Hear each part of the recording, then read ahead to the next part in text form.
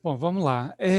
Fractal, né, esse conceito é um conceito que não é novo, ele já é bastante antigo, conhecido desde de outras civilizações bem anteriores à nossa, principalmente a civilização atlântica.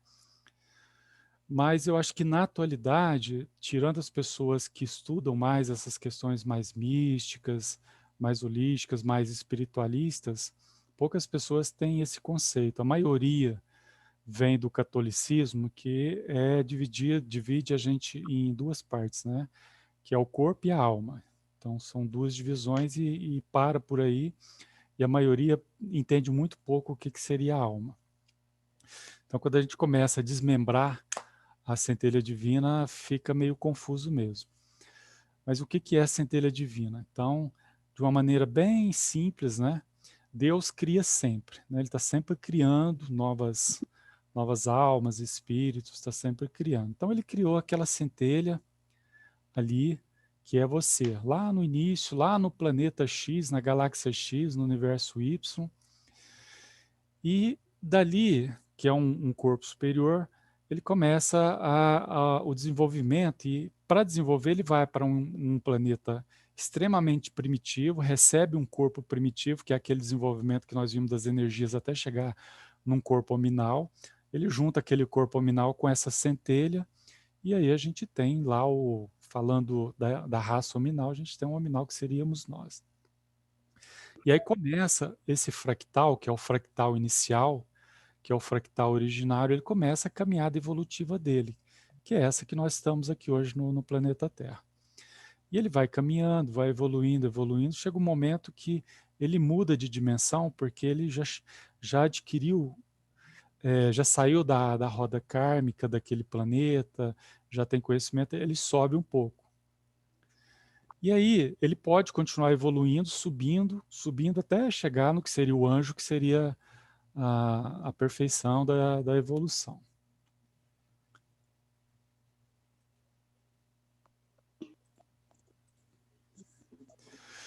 Mas aí, como na criação tudo é muito sábio, Deus permitiu que essa centelha original que ele criou, que já evoluiu uma certa quantidade, que ela se desmembrasse, que ela se partisse. É como se ela criasse um clone. Mas ela não vai criar um clone naquela mesma dimensão de evolução que ela está, porque seria pouco produtivo. Então ela vai criar um clone numa outra galáxia, num outro planeta, numa outra dimensão, um clone que seria primitivo como ela foi lá no começo, quando ela foi gerada.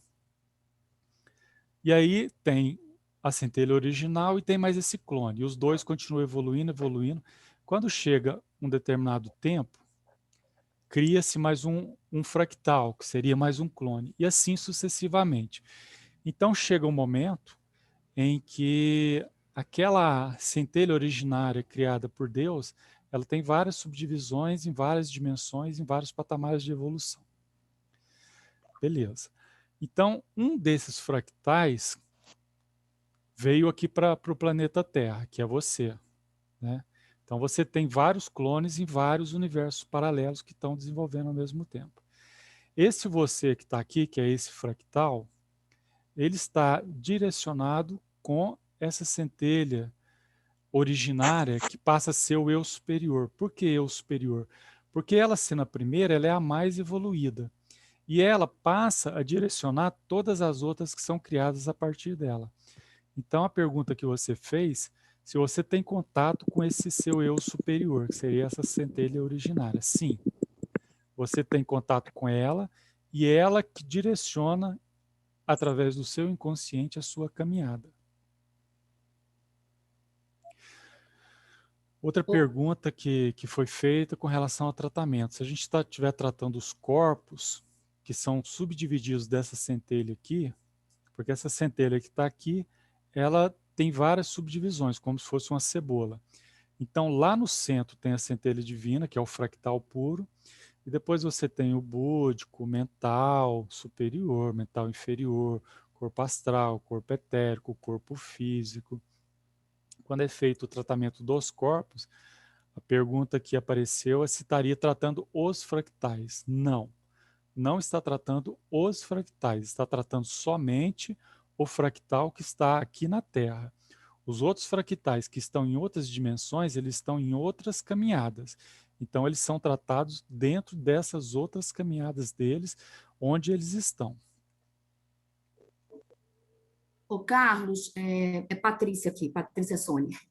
Eu te mandei uma pergunta através da Lê, e eu faço agora para a gente continuar, porque é justamente minha dúvida continua nisso, fazendo que eu trago, enfim, faço o cruzamento com a doutrina, né, espírita, logicamente, e eu queria tentar entender como é que a gente encaixa os mundos superiores e inferiores nesses fractais. Quer dizer, a gente estaria, ao mesmo tempo, no mundo primitivo, de provas e expiações, de regeneração, nos felizes, nos celestes, ao mesmo tempo, os fractais estariam, mas o que me coloca aqui na Terra, nesse momento, é a minha consciência, é isso? Sim, você está totalmente vinculado ao seu fractal da Terra, que está num planeta de terceira dimensão, que é um planeta de expiação. Então, quando a gente fala no Espiritismo, que é uma linguagem que todo mundo conhece mais aqui no grupo, você está totalmente limitado a esse fractal aqui da Terra, sem contato com os seus outros fractais. Quem está em contato com os seus outros fractais é a centelha originária, que é o eu superior. Ela está em contato com você e com os outros fractais.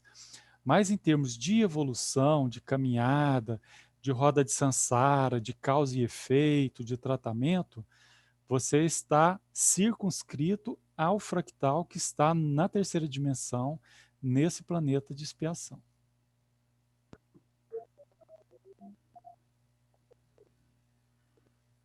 E esses fractais em outras dimensões, eles nos influenciam de alguma forma? A gente tem, sei lá, essas coisas que acontecem, não sei me explicar direito. Não, os fractais, eles não se influenciam mutuamente.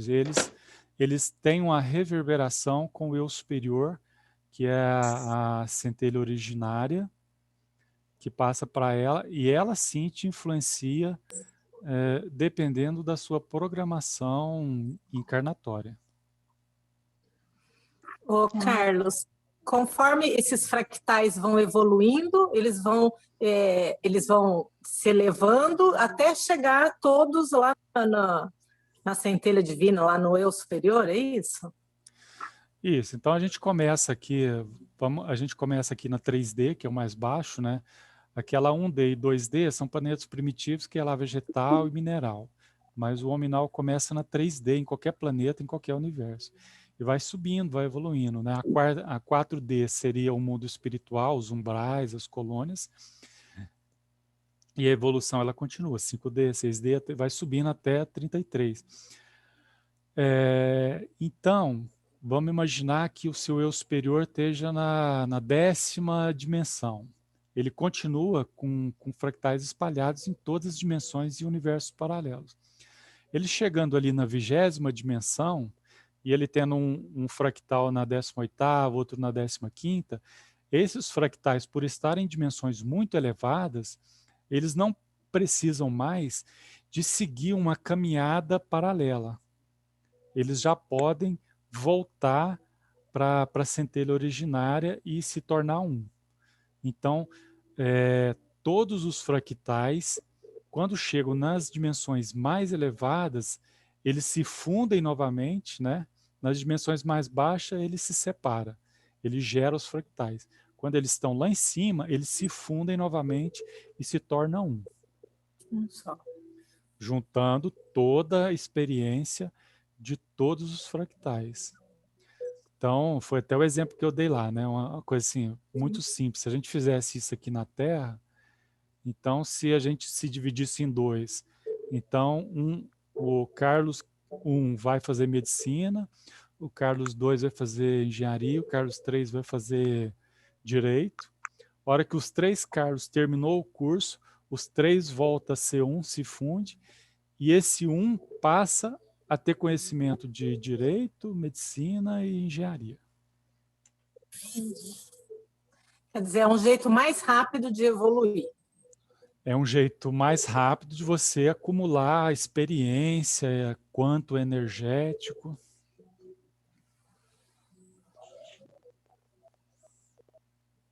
Mas Cada... posso fazer Desculpa. uma pergunta, né, Ana Paula? E com relação à reencarnação? Porque não é assim, a gente evolui e dependendo do que acontece, né, da nossa evolução, a gente reencarna. Pelo menos é o que eu aprendi um pouco, né, no Espiritismo, que a gente volta para poder ir fazendo as coisas e acertando algumas arestas, vai. E como é que fica isso? Aí a gente volta para o 3D? Não, a reencarnação ela é específica do fractal de dimensões baixas. Por exemplo, o fractal até 7ª dimensão, ele tem corpo semimaterial. Acima disso, ele já perde esses corpos semimaterial, porque conforme a gente vai evoluindo, aqueles corpos que vocês viram, eles vão deixando de existir. Então a gente tem, por exemplo, corpo material, corpo energético, corpo astral, que no espiritismo ele é classificado como perispírito. Depois você tem o mental, o inferior, o superior, vai subindo. Então quando você chega, por exemplo, na 7ª dimensão, você não tem mais corpo material, nem corpo energético. Então você continua tendo as suas reencarnações, mas não tem corpo material nas suas reencarnações. Quando você chega lá na 13ª, 15ª dimensão, você já perde também o seu corpo mental inferior. E você vai subindo, subindo, vai perdendo os corpos inferiores, porque cada um desses corpos, por exemplo, a gente está aqui na Terra, a gente tem as 7 camadas que foi mostrado, né? Vamos ver as 7 camadas aqui. Então, aí estão as 7 camadas. Conforme a gente vai evoluindo, a gente vai perdendo as camadas inferiores. Aqui no planeta Terra, todo mundo, quando está encarnado, tem os 7 corpos. Quando está desencarnado, perde o corpo físico e o corpo etérico. Fica só com as 5 camadas superiores. Quando reencarna, aí ele recebe outro corpo etérico, que é um corpo energético, e recebe outro corpo físico. E assim vai fazendo as evoluções, né? Desencarnando, encarnando, desencarnando, encarnando e fazendo a sua evolução. E conforme vai subindo naquelas dimensões, subindo, subindo, chega um momento que está numa dimensão tão alta que você fica só com a centelha divina, que é o corpo mais etéreo e mais evoluído desse setenário que vocês estão vendo aí na tela, que é o corpo átmico, que é aquele último lá.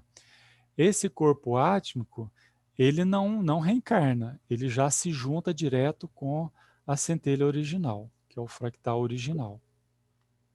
Certo. Por exemplo, nós estamos aqui na Terra, então vocês, quando estão encarnados, vocês têm esses 7 corpos.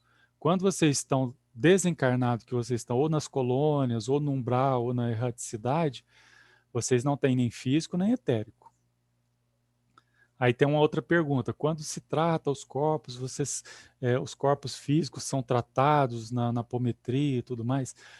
Aí a gente fala, a gente trata todos os corpos, quando a gente trata de espíritos, personalidades, essas coisas, a gente não trata corpo físico nem etérico. Porque espírito desencarnado e personalidade não tem corpo físico e nem corpo etérico.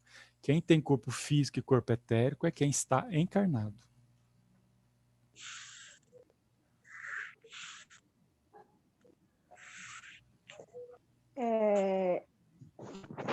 Eu fiquei assim com uma dúvida. Dentro dessas dimensões, esses nossos fractais, cada um deles também tem esses 7 corpos, ou é só o que está na 3ª dimensão? Os fractais, eles têm os corpos correspondentes com a dimensão em que ele se encontra na evolução. Então, os seus fractais que já estão em dimensões muito altas, eles já perderam esses corpos inferiores que vocês estão vendo aí na tela. Você pode ter fractal, por exemplo, na 13ª dimensão, que só tem os corpos do mental superior, búdico e átmico. Ele não tem mais os 4 primeiros.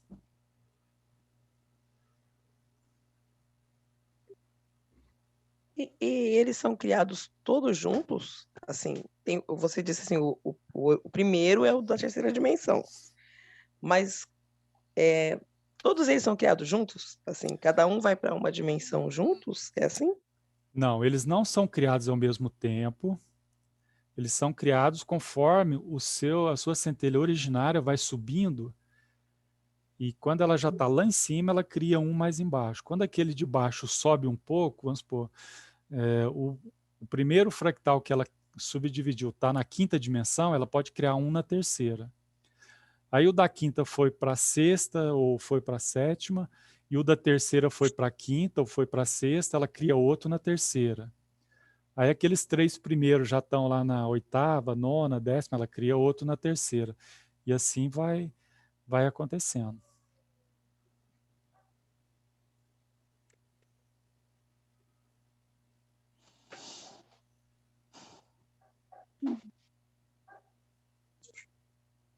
Mas esse conceito de fractal é só para vocês entenderem a origem da criação, a gênese da criação. Porque na evolução que nós estamos aqui no planeta Terra, a gente vai se preocupar só com esse fractal que está aqui, que é subdividido nesses 7 corpos que vocês estão vendo aí na tela. Os outros fractais, vocês esquecem eles. Eu só coloquei para vocês entenderem a gênese da criação, da evolução e como que vai se dar depois a unificação no futuro, né? Gente, só na brincadeira, já é tão difícil lidar com o da terceira. Não quero pensar nos outros, não. Quanto mais que, pelo jeito, nós estamos atrasados aqui na terceira, né? Então... Vocês não têm contato, quer dizer, vocês não, nós, né? Nós não temos contato com os outros fractais e nós não podemos tratar eles e eles não interferem na nossa roda de Sansara aqui na Terra. Então, é só para vocês conhecerem, tá?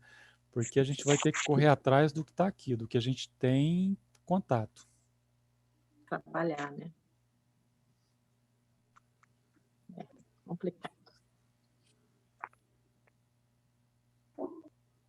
Bom, falando do que está aqui, essas 7 camadas de cebola aí, 7 corpos aí, tudo certo, tranquilo? Sim. Eu queria fazer outra pergunta. Eu estudei um pouco sobre apometria e eu vi que a gente também cria fractais. Eu acho que não, na verdade é níveis e subníveis. O que a gente pensa, uma mágoa que a gente guarda, a gente cria também níveis e subníveis, né? Que falam que às vezes a gente pode ser até obsediado pela gente mesmo, vamos colocar assim, pelo que eu entendi. É um fractal também? Não. Não, não é fractal. Na verdade, assim, né? É um monte de divisão. Então, você pega lá, o centelha divina original, ela se subdividiu em vários fractais. Essa é a primeira divisão. Aí, você pega o fractal que está aqui na Terra e esquece todos os outros. Os outros são parentes que foram embora, você perdeu o contato com eles. Aí você pega o que está aqui na Terra, esse que está aqui na Terra, ele está dividido em 7 corpos. Cada corpo está numa dimensão diferente. Então, todos eles coabitam o mesmo espaço ao mesmo tempo. Então, você que está aí, você tem 7 corpos em você, só que cada um desses 7 está numa dimensão diferente. Eles não estão todos na terceira dimensão. Então, você tem o corpo físico na terceira, você tem o corpo etérico na terceira, você tem o seu corpo astral na 4ª dimensão, o seu corpo mental está na 5ª, o superior está na 6ª e assim vai. Bom, essa, então, é a 2ª dimensão. Aí, você pega, desses 7 que estão aí, o físico e o etérico, eles não se subdividem. Porque quando você nasceu, você recebe, você morreu, você perde, vira pó. Então, Só serve quando você está encarnado. Então, o que se subdivide são do astral para cima. Então, quando você está aqui, está encarnado, tem todos esses corpos, você pega o seu astral, esse astral seu não é só um astral. Na verdade, eles são vários corpos. Esse astral, que é uma divisão que está na 4ª dimensão, ele se subdivide também em vários outros corpos astrais. Então, o seu corpo astral, na verdade, são vários e vários corpos astrais. Que é o que você está falando aí. O mental superior, mesma coisa. O mental inferior, mesma coisa. O búdico e o átmico também não se subdivide, como o físico e o etérico. E aí, a subpersonalidade que você falou é uma das subdivisões desse astral, ou uma das subdivisões do mental inferior, ou uma das subdivisões do mental superior. Quando a gente fala em obsessão, 90% das obsessões, na verdade, são auto-obsessões. Por que que elas são auto-obsessões? Porque elas são uma dessas subdivisões dos corpos ou astral ou mental. Essas subdivisões, elas agem como se fossem espíritos. Porque elas têm vontade própria, elas incorporam em médium. Então, se você tiver numa reunião mediúnica, ela pode incorporar no médium, conversar com você. Então, você pode conversar com a sua subpersonalidade incorporada no médium que está na sua frente.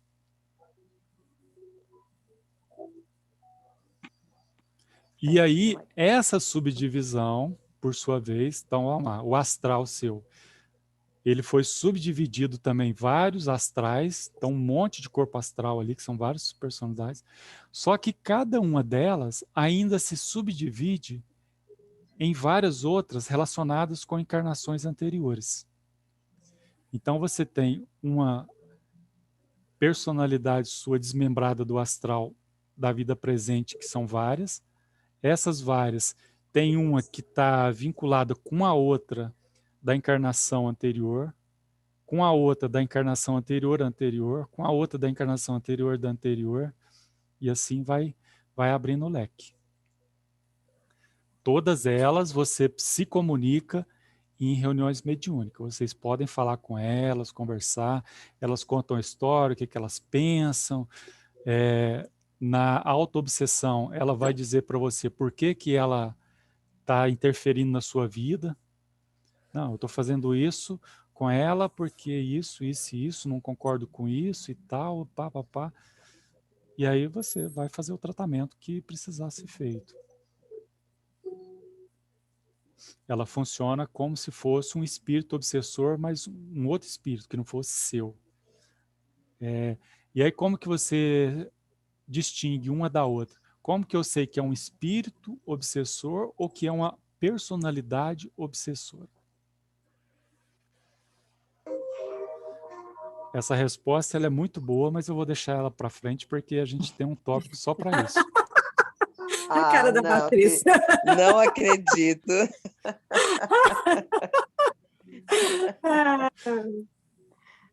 É muito complexo, né?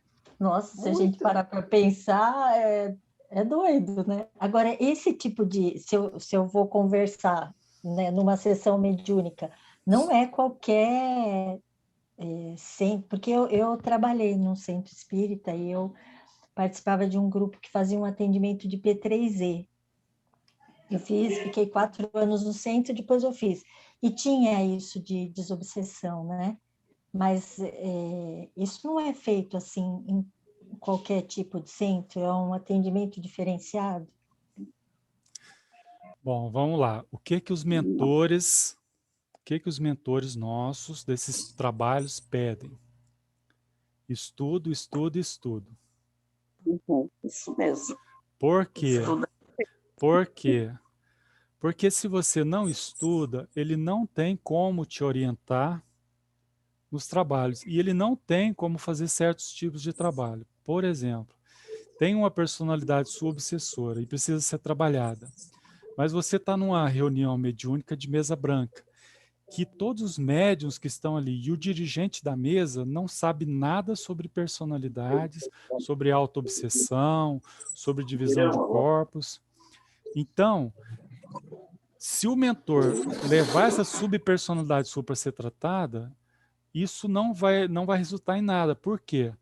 Porque o dirigente da mesa vai achar que é um espírito obsessor que saiu do cemitério e que está te atacando, sugando as suas energias. E não é isso. E o tratamento não é da mesma forma que é feito com esse tipo de espírito.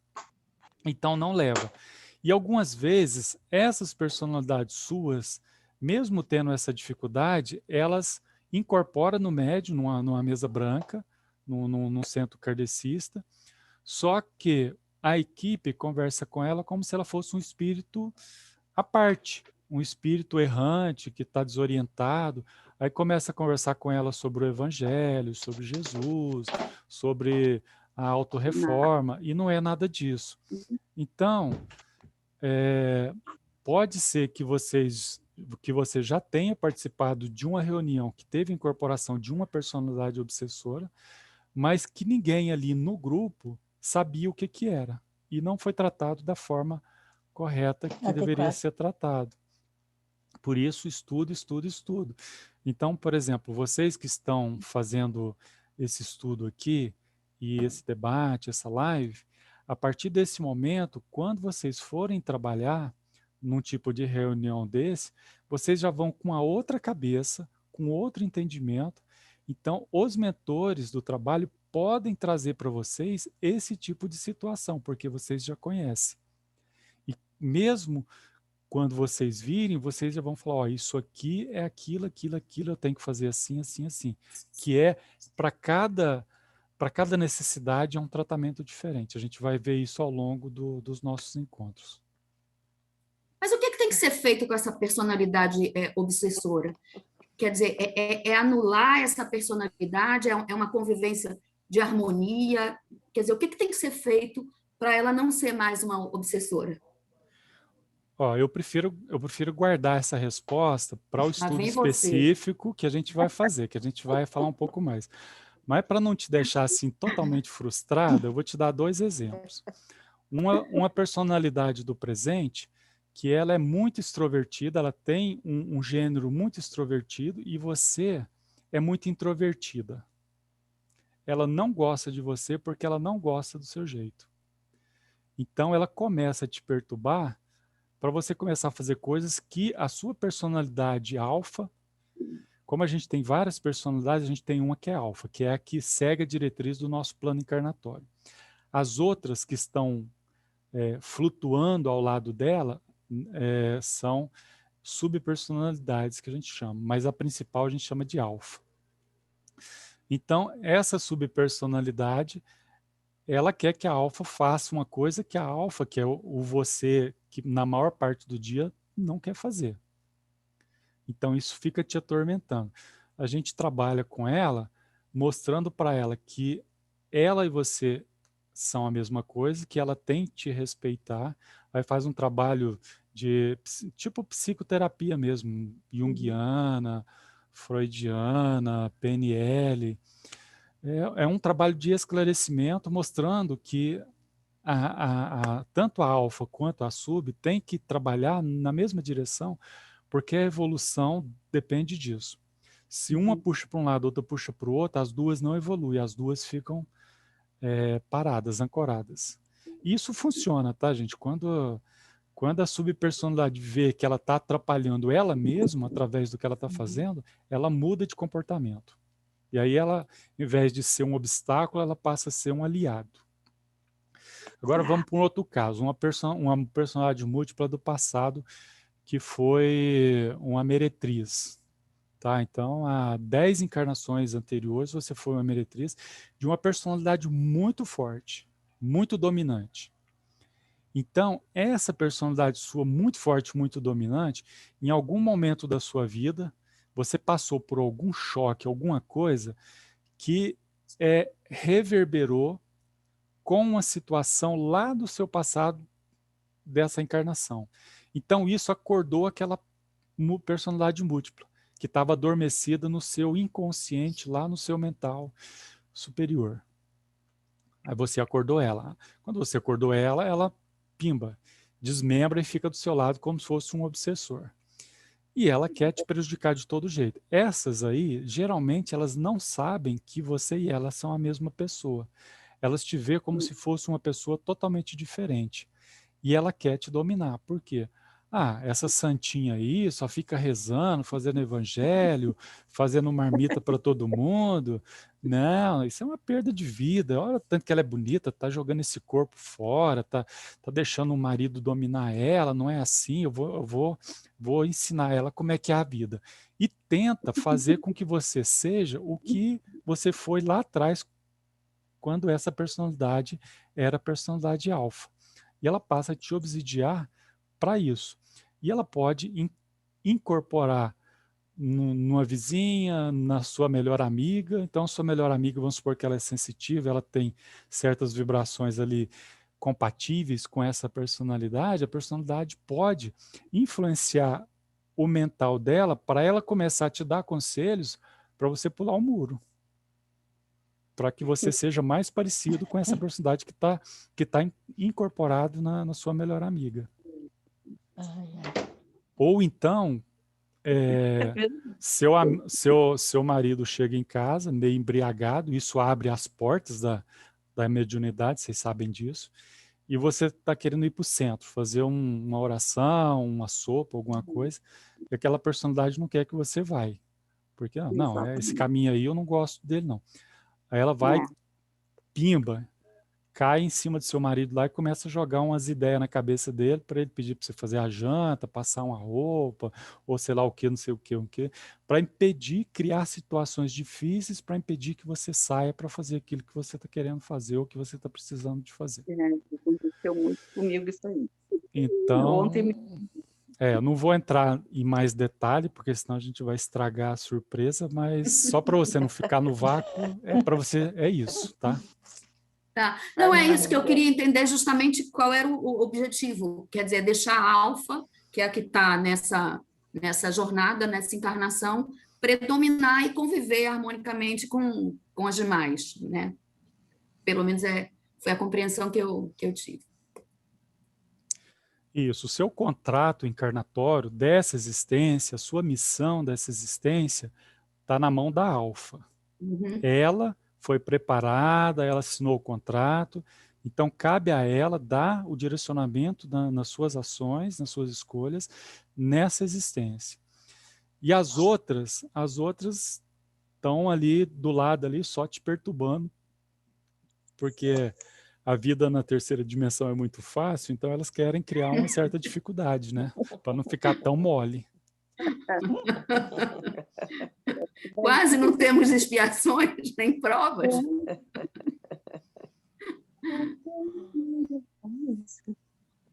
é bem assim mesmo. Bem por aí. Eu digo. Vocês estão. Pode falar, que está com a mão levantada a ideia. Boa noite, meu nome é Andréia. Eu quero saber fontes para a gente também estudar por aqui. Eu sou espiritualista, venho de uma base espírita, kardecista, e eu queria saber se tem alguma sugestão para a gente continuar o nosso estudo, além, claro, de estudar com você, que está sendo maravilhoso. Bom, assim, eu também me qualifico como espiritualista, não como espírita. Por quê? Porque Exatamente. eu navego todas as áreas, né? Rosa Cruz, judaísmo, islamismo, espiritismo kardecista, umbanda. Eu entro por todas essas vertentes, frequento, estudo, todo mundo aí. Que negócio, você estuda de tudo, tira o que é bom para você. Descarta o que não é bom para você. Então, a minha pegada é espiritualista. Por isso que, assim, nos cursos de Cohen, que às vezes eu não fico muito preso em Kardec, né? Eu sempre dou uma escapada um pouquinho por fora, porque a gente não pode bitolar num conhecimento só. É bom a gente mais universalista. Agora, a pergunta que você fez depende muito do que você está buscando, porque você tem muitas direções. Então, assim, o tipo de trabalho que você gosta, o tipo de conhecimento que você gosta, ele está numa linha mais de centro, de desobsessão, de ajuda, de conhecimento. Qual que é a pegada, assim, que te atrai mais? O que acontece? Eu sou terapeuta holística e ainda não profissional, né? Eu atendo, já estudo há 17 anos. Eu estagiei um pouco em cada religião também e hoje eu me digo espiritualista porque também eu gosto de estudar tudo, né? E só que assim, essa parte, eu estava entrando assim num estudo de apométrico quando você começou o seu estudo e tem muito a ver e é muito bom assim, tá abrindo mais ainda, né, o entendimento. E realmente é muito complexo, né? Não é uma coisa, não é nada simples, né? A gente que vem desses estágios em outras religiões é tudo muito simplificado, né? O próprio kardecismo muito simplificado. E aí aqui a coisa vai mais a fundo e eu gosto disso. E aí é mais assim para continuar o estudo. Se também achar que a gente aqui já vai ter bastante conteúdo, também não tem problema. A gente continua aqui já nas tuas fontes, que tu já é um estudioso disso, abrindo caminho aí para gente. Queria só fazer um comentário ali na parte que você estava falando das personalidades, e isso é muito, eu acho isso muito visível, uma coisa que eu me questionava muito quando eu frequentava só o espiritismo kardecista, que eu tinha muito assim essa visão já de personalidades já intuitivamente, porque não tinha ainda estudo sobre isso, eu não tinha estudo sobre isso. E aí é o orar e vigiar, né? Eu acredito que seja aí o orar e vigiar que o Cristo tanto nos pediu, e a gente, se a gente conseguir, através do autoconhecimento, a gente consegue até escutar essas vozezinhas aí e decifrar o que é seu e realmente, pelo menos comigo, como tu disse aí, eu entro aí muito, me enquadro aí muito nesses 90%, que realmente 90% são as minhas personas mesmo. É só um comentário mesmo. Essa questão da obsessão aí, para vocês que estão dando uma olhada no material, é interessante porque existe uma certa paranoia de muita gente que acredita nessas questões espirituais, fala, eu tô com obsessão, eu tenho que ir no centro, que eu tô com obsessão, eu tô com obsessão. E geralmente está mesmo, mas às vezes é a sua obsessão, né? Você acha que fizeram um trabalho para você na encruzilhada e não é, o trabalho é dentro de você mesmo. Exatamente. E com relação ao estudo, assim, não sei que hora que você entrou, não lembro, mas a primeira coisa que eu falei é que esse estudo nosso, ele é um estudo muito raso, muito superficial. A ideia dele é só chamar a atenção de vocês para algumas coisas. A gente não está entrando primeiro porque não daria tempo, seria impossível a gente tentar aprofundar em alguma coisa. E segundo, porque a gente tem que começar pelo beabá mesmo, porque ficaria muito difícil vocês entenderem se a gente começar a entrar muito a fundo nesses assuntos aí. Vocês podem ver que mais ou menos já deve ter dado um nozinho na cabeça de vocês. Então, se a gente for entrar mais ainda nos detalhes, não vai ser produtivo, porque a gente vai estar passando muita coisa, mas vocês vão estar absorvendo nada. Entendi, exatamente. Mas a gente Tem que fica ser aberto. gradual, né? Tem que ser abrindo aos poucos, tendo entendimento para poder absorver mais para frente, né? Vai trabalhando, vai estudando, e conforme for trabalhando e estudando, vão aparecendo novas dúvidas e vocês vão se aprofundando aos poucos. Eu me ponho à disposição para ajudar vocês, se vocês precisarem. Esse assunto aqui me interessa, eu queria me aprofundar um pouquinho mais nesse item aqui. Aí a gente pode dar algumas dicas aí para vocês.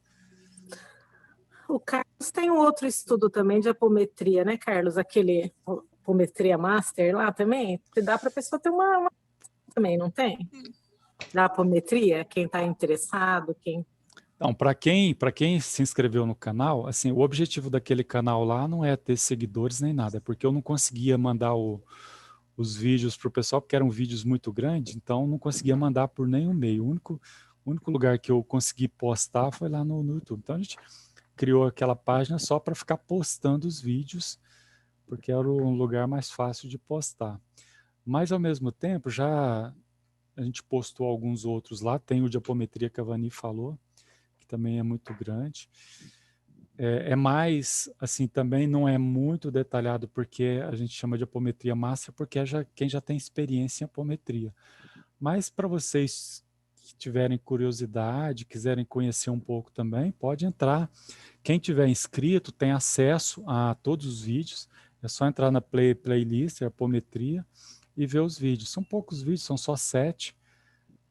Tá fácil de ver, vocês vão ter uma ideia legal do como que é, dos recursos e tudo mais. Carlos, esse canal que você está falando é o seu canal no YouTube? Isso. É o mesmo, é o mesmo canal que está postado essas aulas do outro lado da vida. Tá. E o que acontece? A apometria, quando eu comecei a estudar apometria, eu vi que eu fazia também apometria intuitivamente. É muito louco isso, né?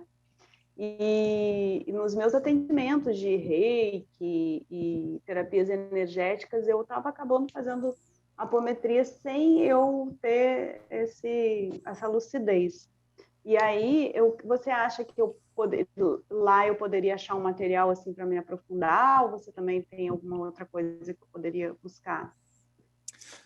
Então, lá você vai encontrar uma bibliografia assim, que é muito vasta. Eu peguei mais ou menos as 20 melhores obras, na minha opinião, e coloquei lá como referência para vocês. Uhum. E por lá eu acho que dá para você ter uma base legal. Tá. E depois é na prática.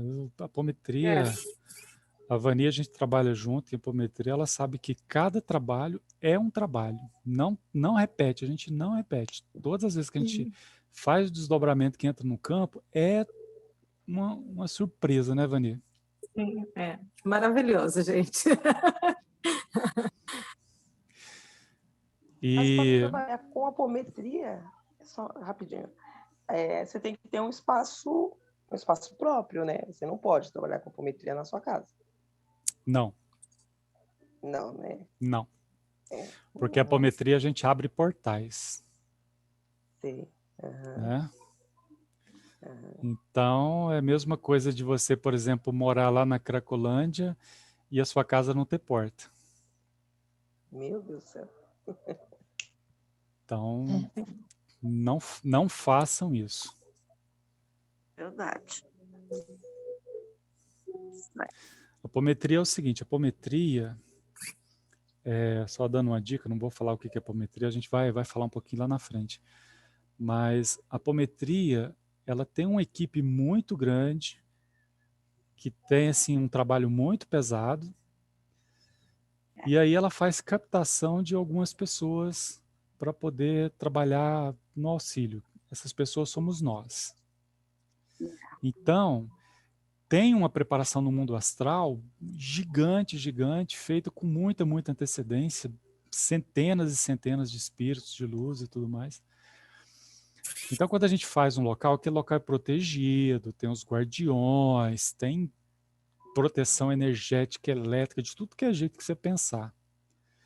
É uma galera da pesada que fica ali. E você fica ali, como diz o outro, você é o estagiário do estagiário. Né? O cocô do cavalo do bandido. Agora, se você vai fazer na sua casa, você não tem essa equipe lá, você não tem essa proteção lá. E o pessoal que está do lado de lá, que trabalha nas sombras, eles não gostam de apômetro. Aliás, eles detestam apômetro. Então, se você não tiver essa equipe, né, fazendo a sua segurança, você vai levar umas bordoadas violentas. É verdade. Outra pegada desse curso nosso aqui, além dele ser espiritualista, ser, né, universalista, é que eu estou trazendo uma abordagem mais científica. Não sei se vocês perceberam isso. É mais os porquês, como que funciona, as questões de vibrações, de energia, como que você vincula isso com as equações matemáticas, equações... mais para frente vocês vão ver que eu vinculo muito os porquês das coisas. Não tem uma pegada espiritualista, tá, gente? Eu não vai ficar falando aqui, essa questão de evangelho vocês já fazem no dia a dia de vocês já são craque nisso daí. Então a gente não vai entrar por esse caminho espiritual mesmo de evangelho. A gente vai entrar por um lado mais científico, que é os porquês. Então você aí, André, que falou da questão do reiki, a gente vai falar do reiki do ponto de vista científico do reiki. Então, por exemplo, quando vocês fazem alguns cursos, até algumas coisas que a gente vai falar aqui holísticas, alguns tratamentos holísticos que a gente vai falar aqui, a gente vai falar da raiz do tratamento, de onde que ele vem, como que ele funciona, por que que ele funciona. Então, quando você faz o reiki, por exemplo, eu sou mestre em reiki, eu faço iniciação de reikianos. Lá, a gente faz uma abordagem um pouco diferente. Aqui não, aqui a gente vai explicar de onde vem essa energia, como que ela é manipulada. Então, é uma pegada mais científica. Tá bom? Uhum.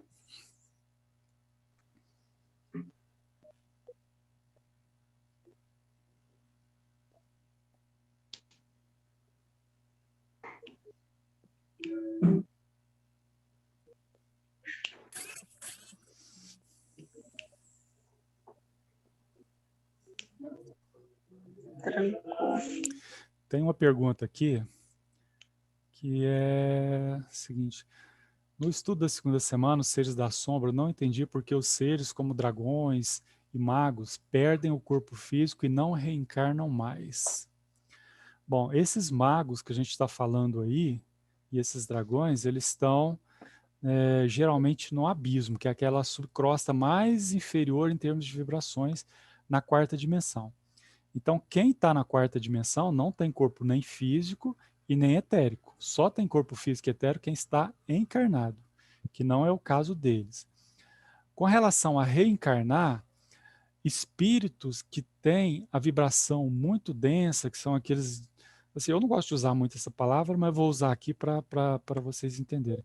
Digamos assim, aqueles que estão no nível de maldade muito grande, kármica, já fizeram muito mal em várias encarnações, eles gostam desse lado ruim, desse lado negativo, a vibração deles é tão pesada, tão densa, o peso kármico das dívidas deles é tão pesada, tão densa, que eles não têm condições de encarnar. Se eles...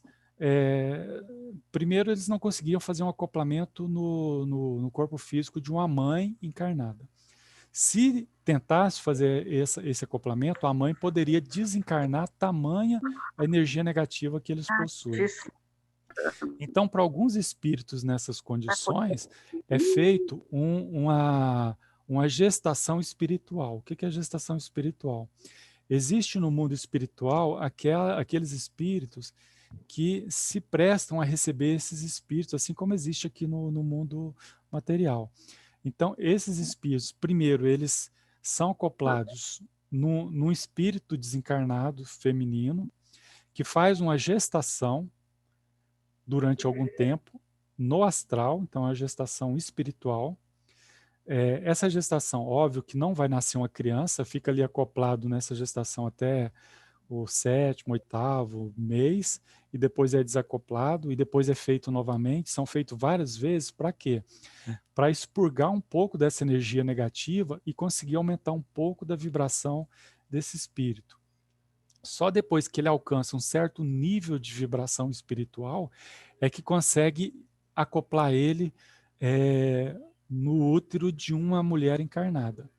E mesmo assim, nas primeiras tentativas, muitas vezes esse espírito é abortado. Então ele fica ali 1 mês, 2 meses, 1 semana, 2 semanas, ele recebe aquela carga anímica, começa a formar aquele corpo astral, e a mulher sofre um aborto espontâneo, ele é desencarnado depois de algum tempo novamente. Então são feitos esses acoplamentos várias e várias vezes, tanto espiritual como encarnatório, até ter condições vibratórias dessa criança vingar, e ela vem, ela nasce, pode ser que ela não resista muito tempo, morra jovem, ou ela pode resistir, mas ela vem com várias deformações, espíritos que nascem totalmente deformados.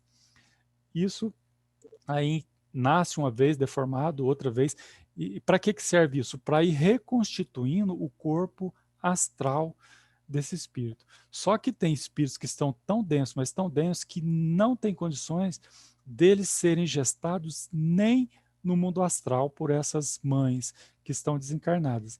Então eles ficam ali e depois de um certo tempo eles são resgatados e eles são levados para outros planetas em dimensões mais atrasadas do que a nossa, em planetas totalmente primitivos, naquelas dimensões mais baixas, que são planetas mais compatíveis com aquele corpo mental que ele tem. Então lá eles começam a fazer a caminhada deles de desenvolvimento de um novo corpo astral, para depois eles fazerem as primeiras encarnações nos seres primitivos daqueles orbes, e aí começar a caminhada deles novamente. E aí a pergunta, mas eles não precisam de progredir, evoluir? Sim. Então eles vão fazer dessa maneira, né?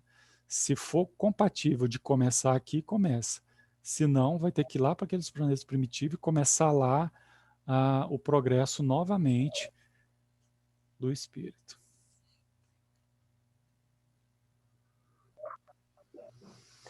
Então,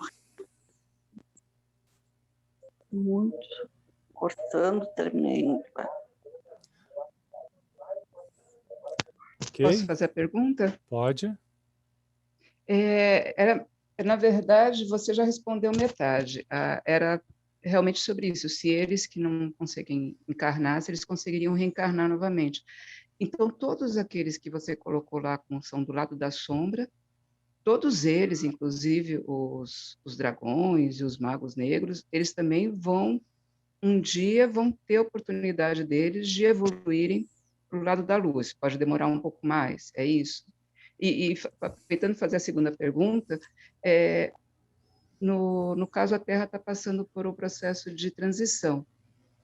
Eles continuarão aqui na Terra ainda? Eles vão ficar por aqui ou já não vão estar por aqui? Eles vão ficar desligados da Terra depois da transição planetária. Obrigada, eu vou mutar aqui. Então, lá quando a gente coloca lá aqueles espíritos das sombras, deixa eu ver se eu acho aqui, acho que é o 2, né? Quando a gente fala lá nos espíritos das sombras, você vê que tem várias graduações, né? E geralmente quanto mais alto na hierarquia, mais densa negativamente é o ser. No caso dos dragões, eles não terão nenhuma possibilidade encarnatória aqui. Só que aquela pergunta, né? Por que existe o mal? Lá no Livro dos Espíritos, Kardec responde, né? O mal, ele é necessário para a evolução do bem. Por quê? A gente não está num planeta de provas e expiações. Então, como que a gente vai ter essas provas e expiações se só tiver anjo aqui?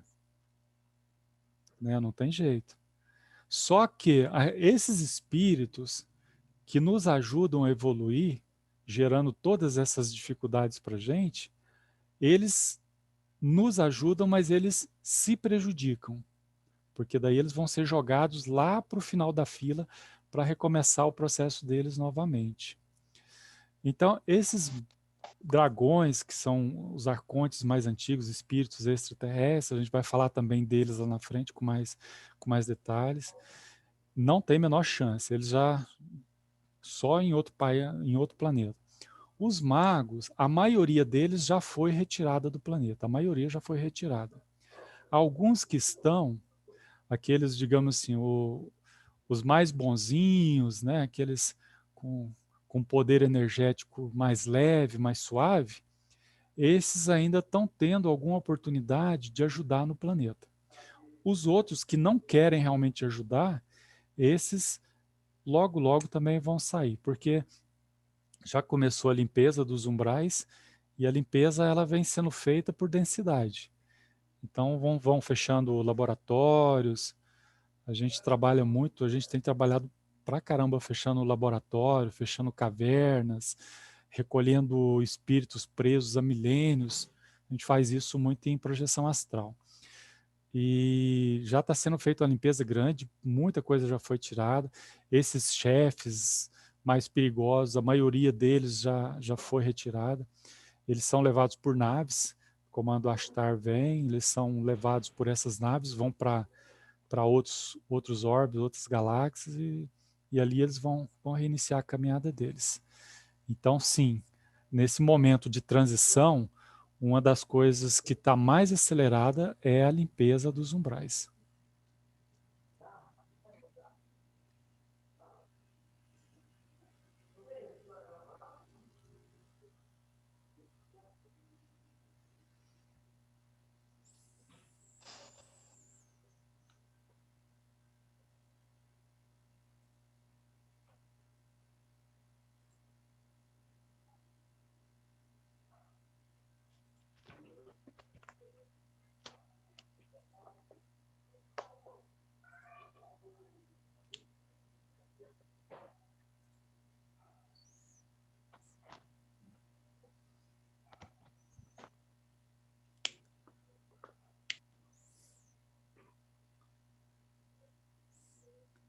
Eu acho que tem alguém tentando falar aí com o microfone fechado.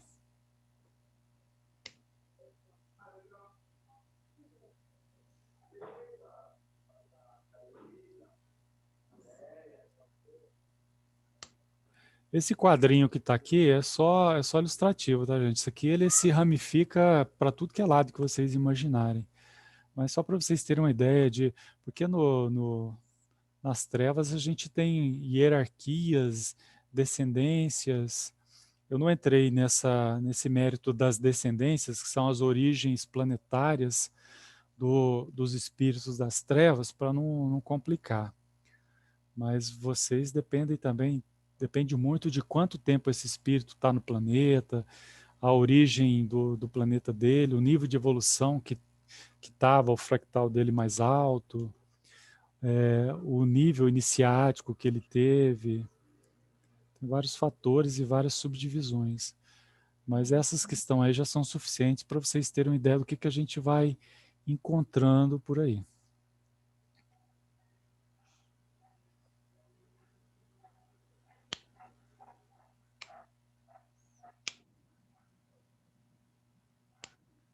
Isso aqui não é ficção científica não, tá? Isso aí está no dia a dia da gente.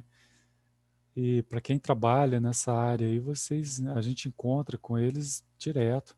Só que esses espíritos, conforme a graduação deles, eles não trabalham individualmente. Por exemplo, você não vai pegar um mago negro e falar assim, tem um mago negro que tá lá na minha casa me obsidiando. Não, vocês não vão encontrar isso. É a mesma coisa de falar que o presidente da República está varrendo a rampa do palácio lá do Planalto, né? Cada um na sua. Então, quanto mais alto, geralmente eles atingem esses dragões, eles trabalham a nível global. Os magos trabalham a nível, muitas vezes, de país, de cidades. Os dracos trabalham também em termos de comunidades. Os cientistas trabalham mais localmente. Aí, dos quiumbas para baixo, aí já são mais... Pode trabalhar em grupos ou pode trabalhar individual, dependendo da pessoa. Por exemplo, se é uma pessoa que não tem espiritualidade nenhuma, que não admite nenhum tipo de espiritualidade, esses quiumbas aí para cima, eles não estão nem aí, eles não vão nem te perceber. Agora, se você está fazendo um trabalho voluntário, alguma causa social, ou você trabalha em algum centro, em algum terreiro, fazendo esses resgates, aí os quiumbas já vão se interessar por vocês. E Vingadores, esses pessoal. mais poderosos, eles costumam ter os que trabalham para eles, né? No caso, né? Não são eles que vão fazer o trabalho, né? Isso, os que estão abaixo aí na escala são os que trabalham para eles, né?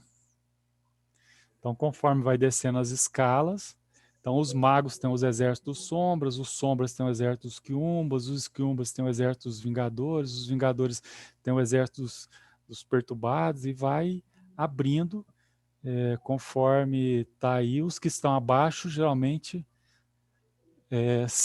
trabalham no exército dos que estão acima.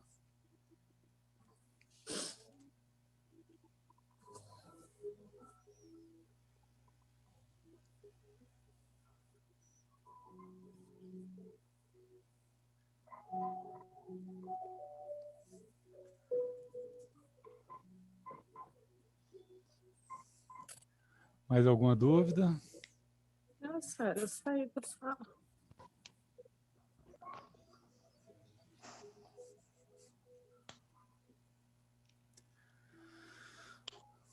Pessoal, assim, o nosso horário já deu. Então, se vocês quiserem continuar, a gente pode continuar mais um pouquinho. Se vocês quiserem encerrar, a gente pode encerrar. Eu deixo aí para as últimas perguntas de vocês. Ô, E Carlos, é isso. tudo Pode bem? falar. Ô, Carlos, eu queria te perguntar um negócio, porque eu trabalho numa casa espírita.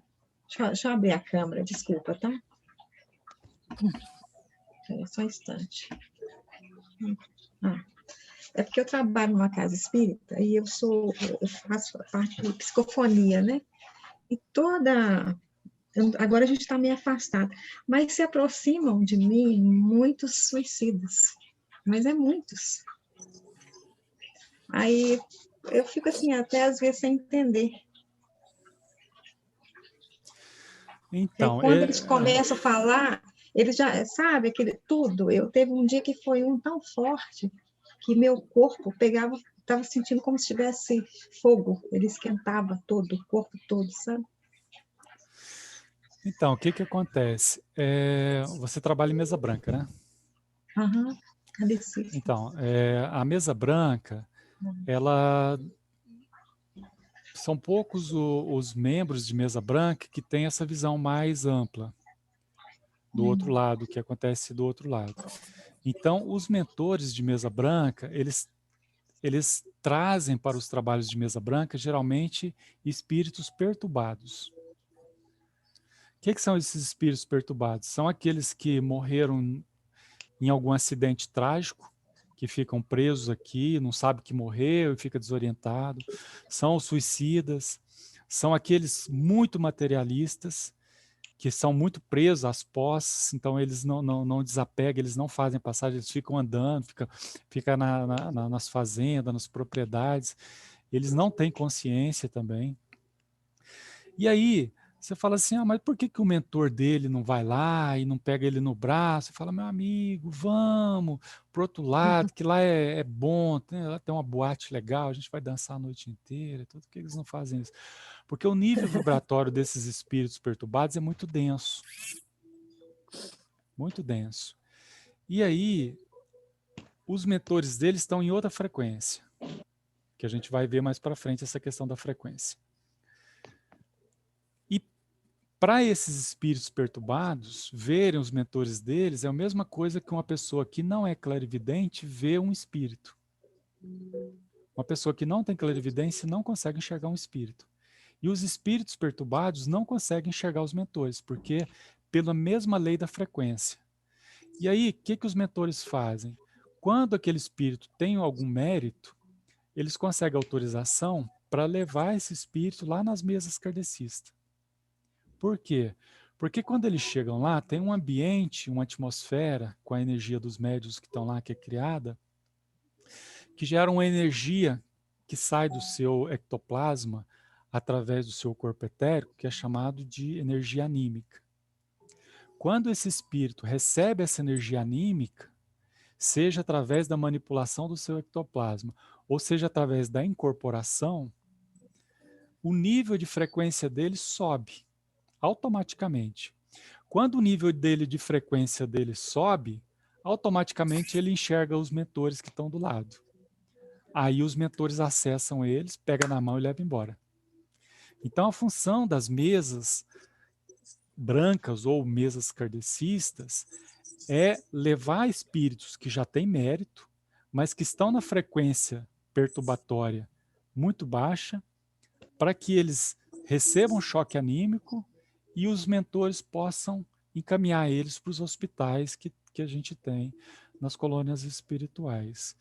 Então essa fila que você está vendo aí, ela é gigante. Em alguns trabalhos que a gente tem feito, principalmente agora, tem aumentado muito o número de suicídio, e o Vale do Suicídio está sendo limpo. Todos os vales do suicídio estão sendo limpos agora, ultimamente. Está sendo feita uma limpeza muito grande lá. Tem alguns grupos que fazem trabalho de corrente magnética. Por exemplo, o trabalho que a gente faz na apometria, às vezes eu, mas a Vani, a gente faz esse trabalho, a gente faz na apometria esse trabalho de recolher esses bolsões. Mas o pessoal que trabalha em mesa kardecista, se tiver um dirigente com conhecimento e tudo mais, pode fazer uma corrente magnética que cria um vórtice de energia, esse vórtice é muito forte. E aí o que os mentores fazem? É como passar por dentro de uma ducha. Ele vai passando essa fila de espíritos obsessores nessa ducha, que na verdade é um vórtice de energia. Quando essa fila de espíritos passam ali dentro, eles recebem esse choque anímico e ele já sai do outro lado numa outra vibração e os espíritos socorristas já vão pegando todos eles, já vão encaminhando para os hospitais. Como você, eu não sei o que vocês fazem, mas pelo que você falou, vocês não fazem essa corrente. Então o tratamento tem que ser individual, tem que ser no varejo, um por um. Então eles ficam lá na fila esperando a vez deles de serem tratados. E muitos não vão ser tratados, porque não vai dar tempo. Porque quando você trata no coletivo, você trata centenas. Quando você trata no varejo, se você tem uma mesa com 5 médios de incorporação e cada um recebe 4, você trata 20 espíritos.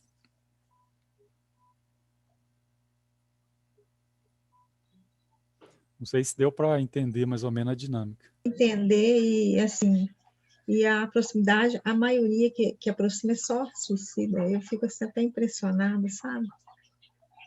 Não sei. É porque são levados os perturbados, né? Mas muitos casos, sabe? E é poucos também, né, que a gente não pode, eu mesma não posso ficar dando passagem, porque a gente dá conta, né? Então tem aquele limite, né? E outra coisa também que a gente ensina no estudo da mediunidade é que cada médium tem um aparelho específico. Então, por exemplo, o seu aparelho, quando você foi projetada espiritualmente para vir como médium, você tinha um corpo mais denso que você pode trabalhar inclusive na Umbanda, que são médiuns que já têm um corpo mais denso. Por quê? São médiuns que têm o aparelho mediúnico preparado para receber espíritos pesados, que são suicidas, principalmente suicidas são os espíritos mais pesados. Depois tem aqueles drogados, depois tem aqueles que se envolvem em acidentes e tudo mais. Já tem médium que não tem essa preparação. Então você pode ver que no grupo de vocês tem médium que não dá passagem para espírito suicida. Porque o aparelho mediúnico dele não resiste a esse tipo de passagem. É quando eu estou lá, a maioria que vem é suicida são comigo. São até 7. Dou passagem até mais ou menos 7. E alcoólatras também. Isso. Então você pode ver assim, que eles vão fazer várias filas lá. Então a fila do suicida fica com você. Né? A fila dos materialistas vai ficar com outro médium. A fila dos espíritos errantes vai ficar com outro médium mais sutil ainda. E parabéns para você, foi sorteado. Não é brincadeira, não. Mas a gente vai ajudando no possível, né, Carlos? E lá na apometria, o interessante é que nem eu nem incorporo, né, Carlos? E a gente trabalha, trata e acaba resgatando um monte de gente. A espiritualidade vem recolhendo, abre portal, vai levando assim filas de pessoas de uma vez, né?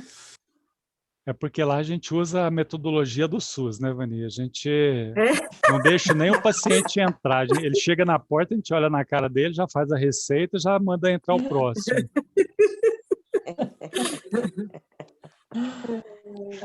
Tô brincando, mas é assim mesmo. Porque em mesa kardecista, assim, você fica meia hora falando com o espírito, né? Ah, meu irmão, em João 13, Lucas 14, papapá, Cristo quis dizer isso, isso, isso. E o espírito, às vezes, ele fica 2, 3 anos voltando ali, ouvindo você ler o evangelho. O nosso trabalho, a gente já recolhe um bolsão com centenas ali, já faz uma palestra coletiva e já encaminha para os hospitais.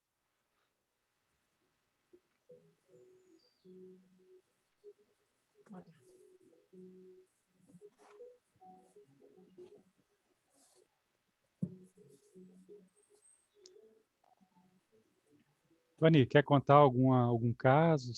Sim, você acha interessante para a turma sobre esses temas aí? Ai, Carlos, eu nem sei. Lembra um aí.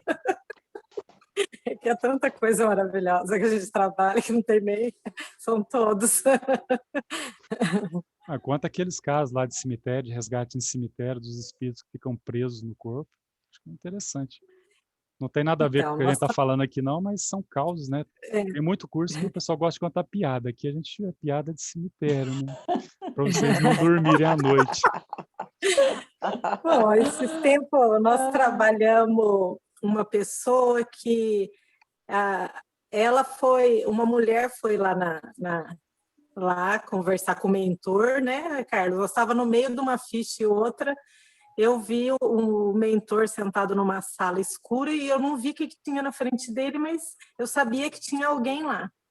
E daí eu falei para o Carlos, nós fomos ver se podia ajudar em alguma coisa, e essa pessoa queria levar nós em um lugar para socorrer uma pessoa lá. Era uma mulher, mas ela estava muito mal, muito suja. Eu sabia que era mulher porque o cabelo era muito comprido, estava na frente do rosto, né?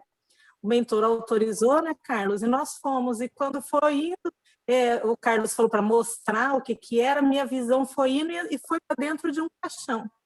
E lá dentro desse caixão tinha um homem que, na minha percepção, ele tinha morrido fazia pouco tempo, ele tinha desencarnado. Então eu via ele, assim, a cor da pele, eu via ele por inteiro. Ele não estava deteriorizado, nada.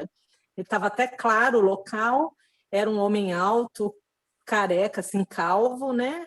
E o Carlos falou, então, o que a gente precisa fazer? Nós tínhamos que ajudar ele, que essa pessoa, essa mulher queria que ajudasse ele, que daí, depois, no meu entender, eu vi que ela era mãe dele. Só que ela estava num umbral.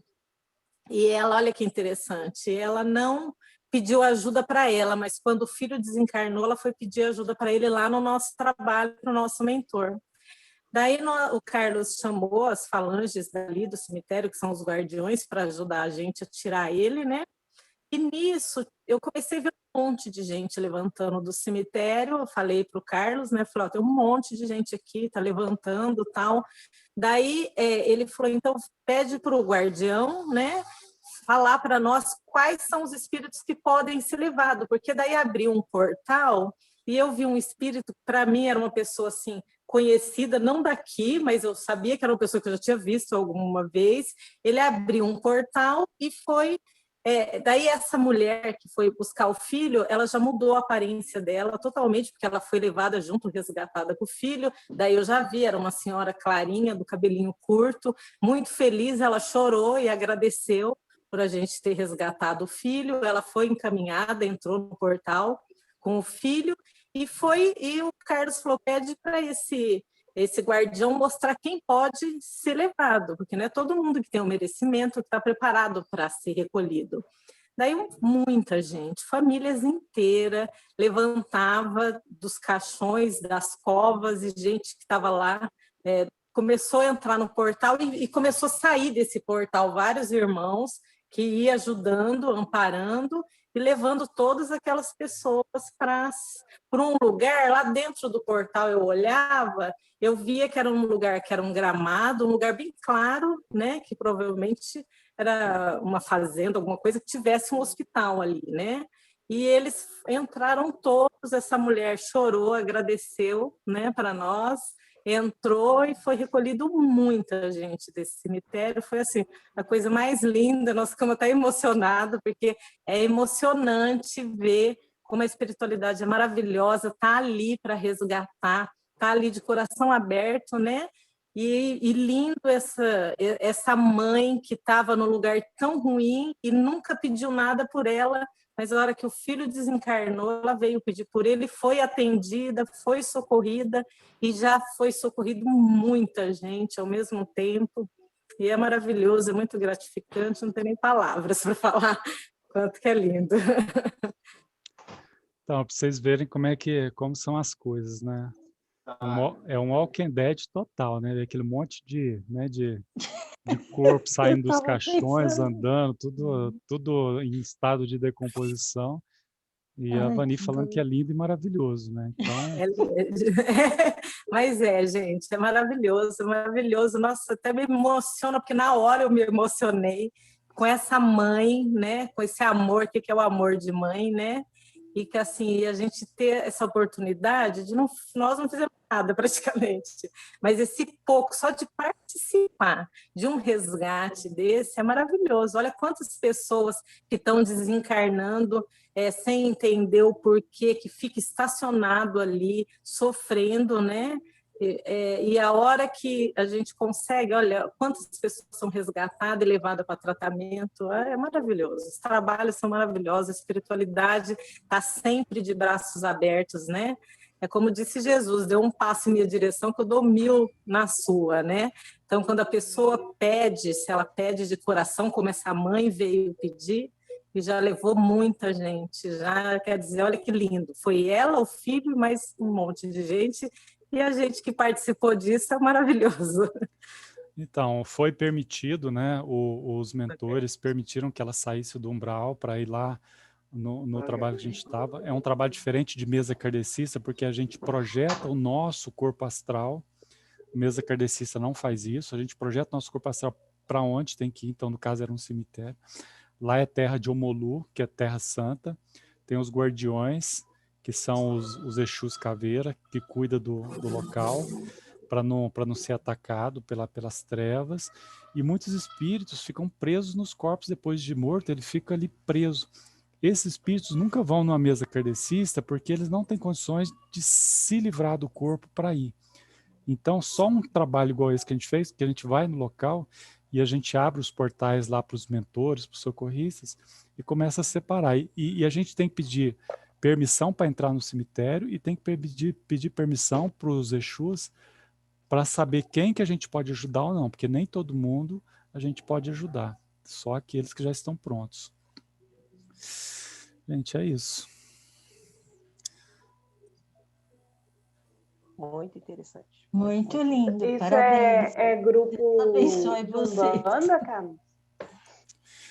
Olha, na verdade a gente é universalista, tá? Esse grupo que vocês trabalham é um grupo chamado Universalista? Ah, não, é apometria. Ah, tá, um grupo de apometria. É Entendi. apometria, mas o grupo trabalha com os orientais, trabalha com os orixás, trabalha com a corrente médica, São trabalha com os Germânicos. extraterrestres, com a fraternidade. Cada trabalho é totalmente diferente. Por quê? Porque quem prepara são os mentores. E aí, quando eles abrem os campos, a gente vê quem que é a equipe que está lá. Às vezes vem um orixá, às vezes vem um Exu, às vezes vem um pai velho, às vezes vem Arcanjo Rafael, às vezes vem Gabriel, assim, bem Maria, já apareceu no Falange nosso de caso, Maria. Irmã Doce. São espíritos que quando eles chegam, a gente treme, nossa, é uma energia que, nossa, a gente fica arrepiado, né? Impressionante a energia Lindo. quando Parabéns, eles chegam. gente. Muito bonito. Tem dia Trabalho. que eu choro de emoção, o Carlos, né, Carlos? Eu só imagino. Maravilhoso. É maravilhoso. Maravilhoso. Que lindo. Pessoal, quem quer Parabéns. fazer a nossa oração aí agora? Outro voluntário para encerrar, fazer o encerramento? Posso fazer? Fique à vontade. Bom, meu Pai Celestial, eu gostaria muito, muito de agradecer ao Senhor por me apresentar pessoas tão abençoadas e maravilhosas. Eu acho que a troca aqui foi muito grande. Peço a Deus que ao deitarmos, possamos refletir sobre tudo o que nos foi ensinado. Agradeço de todo o coração a você, Carlos, por abrir para a gente esse leque. Eu acho que cada uma de nós aqui tem muitas dúvidas e eu só tenho a agradecer a você, a cada mentora, a cada pessoa. Obrigado, meu Pai Celestial, por tudo mesmo, por tudo, por essa caminhada. Muito, muito obrigado, muito obrigado. Que Deus dê a nós o que for de nosso merecimento, que possamos sair dessa reunião mais fortalecidos, com a gratidão e o amor de nosso Pai Celestial. Obrigada. Graças a Deus. Que assim seja, uma excelente semana para vocês, na paz do Cristo. Gratidão, Gente, gratidão um a abraço vocês. para Deus cada um. abençoe. Obrigada. Muito Um obrigada. abraço a todos.